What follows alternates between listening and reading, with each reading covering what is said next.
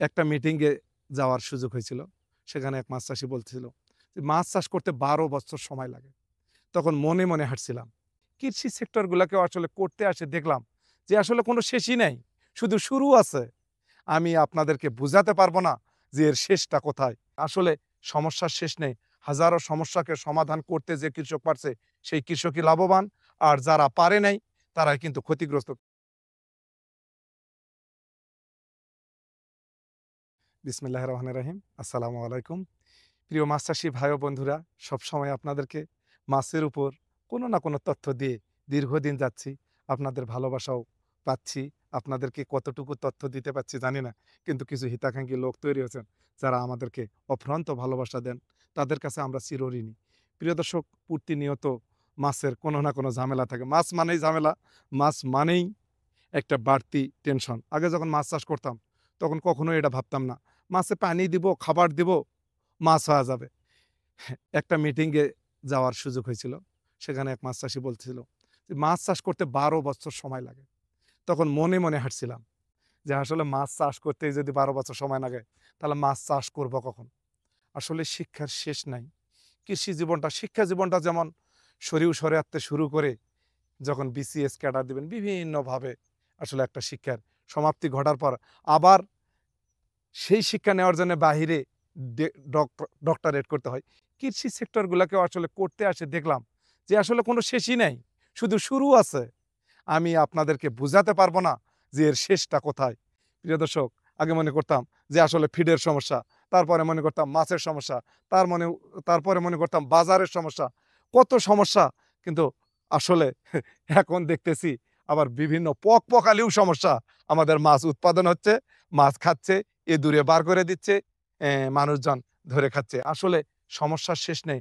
হাজারো সমস্যাকে সমাধান করতে যে কৃষক পারছে, সেই কৃষকই লাভবান। আর যারা পারে নাই, তারাই কিন্তু ক্ষতিগ্রস্ত। প্রিয় দর্শক, আমরা মাছগুলাকে বলছিলাম যে আসলে যত্ন করব, আপনাদেরকে ওয়াদাও দিছিলাম। কিন্তু তারপরেও ৩ টা দিন আপনাদের ওয়াদা আমি রক্ষা করতে পারি নাই। কারণ বিঘাকে বিঘা জমিতে যখন কৃষি করা হয়, তখন আসলে সেই কৃষিকে রক্ষা করা যে কত জটিল এবং কঠিন হয়ে গেছে, এটা একমাত্র আল্লাহ পাক জানে। তারপরেও সমস্যার সমাধানের চেষ্টা করতেছি। কয়েকদিন থেকে নিজেই পরিশ্রম করতেছি। আসলে দেখে দিয়ে আর হচ্ছে না, মনটা করছে আমিই করি। আমি করতেছি। আমাদের সাইটে একটা কৃষি ফার্মের জমি ছিল। সেটা কালকেও হয়তো সারাটা দিন যাবে। তারপরে আমরা ইনশাল্লাহ কালকে যেভাবেই হোক, আমরা নেটিং প্রক্রিয়াটা অন্তত দিয়ে আমরা আমাদের এই মাছের পরিচর্যা করব। এখন মাছ দিচ্ছি, বানকাউল বসেই আছে, ওই যে দেখেন। মানে ও খাওয়ার জন্য রেডি। ও অন্তত কত হাজার মাছ খাচ্ছে আমার, সেটা আপনাদেরকে বুঝে শেষ করতে পারব না। তারপরেও কিছু, কিছু কৃষির জিনিস সামনে নষ্ট হয়া যায়। দেখতে হয়, শুনতে হয়, কিন্তু করার কিছু থাকে না। আমরা চেষ্টা করতেছি এই বৎসর ইনশাআল্লাহ এই জায়গাটা আর বড় পুকুরটাকে একটা হাইলাইট করে আপনাদেরকে দেখার জন্যে যে আসলে মাছ চাষের সেক্টরটা কি, কি কারণে ক্ষতিগ্রস্ত, কি, কি কারণে আসলে লাভবান হওয়া যায় না। এই জিনিসগুলা নিয়ে কাজ করতেছি আলহামদুলিল্লাহ। আপনারা ধৈর্য ধরে থাকেন। আমরাও আসলে জমির পিছনে ঘুরতে গেলে জমি আওলার কাছে একদিন না গেলে জমি আরেকজনকে দেই। যদি মাছের কাছে না যায়, মাছ মন খারাপ করে। যদি পাখি না ঠেকায়, পাখি তামান খায়া যায়। খাদ্য না দিলে মাছ আর কাছে আসে না। অনেক সমস্যার মধ্যেও টিকে আছি। এভাবেই প্রতিটা কৃষক আমরা যুদ্ধ করি জীবনের সাথে। করে আপনারা যখন ভাত খাইতে পারেন না, ভালো লাগে না, আমাদের মতো কৃষকের মাছগুলাই আপনাদের খাবার টেবিলে থাকে। কিন্তু আসলে অনেক ঝামেলা বহন করে এই মাছ আপনাদের খাবার টেবিল পর্যন্ত আমাদের মতো ভিজে যাওয়া কৃষকগুলাই তুলে দেয়। আপনারা দোয়া করবেন আমরা যেন এটা দ্রুত গতিতে নেটিং করে, এর আগে যেরকম ১০০ কয়েক মন কই মাছ এই জায়গাটাতে হয়েছিল দেখাইছিলাম।